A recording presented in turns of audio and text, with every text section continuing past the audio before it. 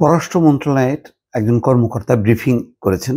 সেখানে বলা হচ্ছে, বাংলাদেশ নিয়ে ভারতের মন্তব্য অভ্যন্তরীণ বিষয়ে হস্তক্ষেপের শামিল।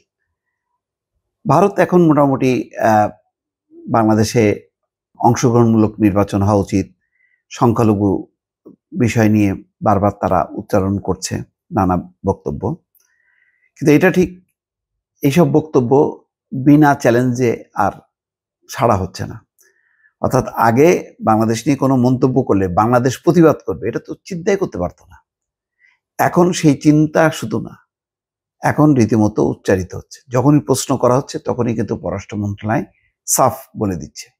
যেমন ওই জয়শঙ্কর বলছিল সংখ্যালঘু নিয়ে, তো বাংলাদেশের তৌহিদ হোসেন পররাষ্ট্র উপদেষ্টা বলছে যে বাংলাদেশের সংখ্যালঘুর বিষয়টা বাংলাদেশের, এটা ভারতের বিষয় না। তো ভারতের সংখ্যালঘুর বিষয়ে যেমন ভারতের, বাংলাদেশের বিষয় না, ঠিক সেইভাবেই উত্তর দিয়ে দিছে। এখন এই উত্তর পাল্টাপাল্টি চলছে। এইটুকুই যা বলা যায় যে একটা দেশ তার আত্মমর্যাদাটা হলো খুব গুরুত্বপূর্ণ। আপনি লড়াই করতে পারবেন না, কিন্তু তাই বলে আপনি বিনা চ্যালেঞ্জে, বিনা লড়াইয়ে আপনি হার মেনে নেবেন, সেটা হবে না। এখন সেটা কিন্তু হচ্ছে।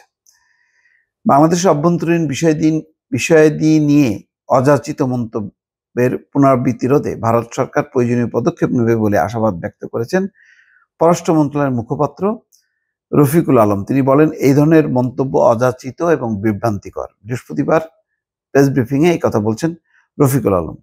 ভারতের পররাষ্ট্র মন্ত্রণালয়ের ব্রিফিংয়ে বাংলাদেশের সংখ্যালঘু নির্যাতন সংক্রান্ত মন্তব্যের এক প্রশ্নের জবাবে রফিকুল আলম বলছেন, গেল 7ই মার্চ বাংলাদেশ নিয়ে ভারতের পররাষ্ট্র মন্ত্রণালয়ের মুখপাত্র যে মন্তব্য করেছেন সেটি দৃষ্টিগোচর হয়েছে। বাংলাদেশের নির্বাচন, আইন শৃঙ্খলা এবং সংখ্যালঘু সংক্রান্ত বিষয়াদি নিয়ে মন্তব্য করা হয়েছে।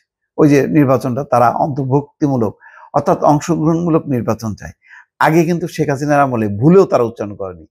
যখন এই প্রশ্নটা আসে তখনই বলছে, না না না, এটা তো ওই বাংলাদেশের আভ্যন্তরীণ ব্যাপার, ওই দেশের জনগণ, ওই দেশের সরকারের ব্যাপার, এটার ব্যাপারে আমরা কোনো মন্তব্য করবো না। এখন কিন্তু বাংলাদেশের কোনো বিষয় আর আভ্যন্তরীণ না, এখন বাংলাদেশের সব বিষয় হচ্ছে ভারতের বিষয়।